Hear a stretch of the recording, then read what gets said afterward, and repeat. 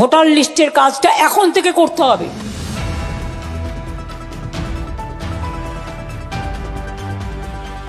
বিভিন্ন মাধ্যমে খবর দেয় যে দাদা বাংলাদেশে অমুক লোক ভোটার লিস্টে নাম তুলছে, তাদের উপরে তিনি খবরদারি করছেন। ভুতুড়ে ভোটার তালিকা এই ইস্যুর রাজনীতিতে বিরাট শোরগোল ফেলেছে। নির্বাচন কমিশনকে কাঠগড়ায় দাঁড় করিয়েছেন রাজ্যের মুখ্যমন্ত্রী মমতা বন্দ্যোপাধ্যায়। পাল্টা রাজ্যের বিরোধী দলনেতা শুভেন্দু অধিকারী নির্বাচন কমিশনের কাছে তৃণমূল এবং কিছু সরকারি আমলার বিরুদ্ধে ভুয়ো ভোটার তালিকা তৈরির অভিযোগ করেছেন। এর উত্তাপ এবার ছড়িয়ে পড়েছে জেলায় জেলায়। মুর্শিদাবাদের জেলা বিজেপি সভাপতি শাখারব সরকার তৃণমূলের বিরুদ্ধে সুর চড়িয়েছেন। তিনি বলেন, ভুয়ো ভোটার ধরতে পথে নেমেছে তৃণমূল। শাসক দল ভোটার তালিকায় বাংলাদেশ এবং রোহিঙ্গাদের নাম ঢোকাতে এই তৎপরতা দেখাচ্ছে। মুখ্যমন্ত্রীর ভুয়ো ভোটার নিয়ে কড়া নির্দেশ পালন করতে গিয়ে তৃণমূল নেতারা চ্যাটার্জি, ব্যানার্জি, ভট্টাচার্য এইসব হিন্দু ভোটারদের নাম বাদ দিচ্ছেন। অন্য ধর্মের নাম থাকলে পারতেন, এই প্রশ্ন তুলেছেন এই বিজেপি নেতা। আসুন শুনে নি ঠিক কি বলেছেন তিনি। এপারের মেয়ে বাংলাদেশের ছেলে এপারের মেয়েকে বিয়ে করেছে এবং ভোটার লিস্টে নাম তুলেছে তৃণমূল কংগ্রেসের মেম্বারের দয়ায় নাম তুলেছেন মেয়ের বাবাকে, অর্থাৎ সম্পর্কে ও শ্বশুরমশাই হয়, সেই শ্বশুরমশাইকে বাবা নামে তার ভোটার লিস্টে নাম তুলেছে। অভিযোগ জানা গিয়েছে বহরমপুরের ৭২ বিধানসভা শহীদ নলিনী বাগচি রোডের বাড়ি নম্বর ১১৩। এখানে মিতালি পাল নামে এক জীবিত ভোটারের নাম বাদ দেওয়া হয়েছে। বাড়ি ৫ নম্বর বাসিন্দা রবি দাসের নাম ডিলিট করা হয়েছে। তারা সবাই জীবিত কিন্তু অজ্ঞাত, এই কারণে তাদের নাম বাদ দেওয়া হয়েছে।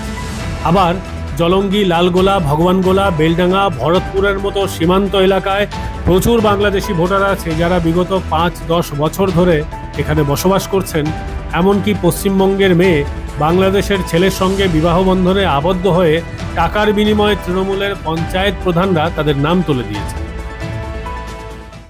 আপনারা জলঙ্গি, দমকল, রানীনগর এই বিডিও অফিসগুলোতে হাতরান, ওই সমস্ত গ্রামে আপনারা ডিআইবি লাগান, আপনারা পেয়ে যাবেন।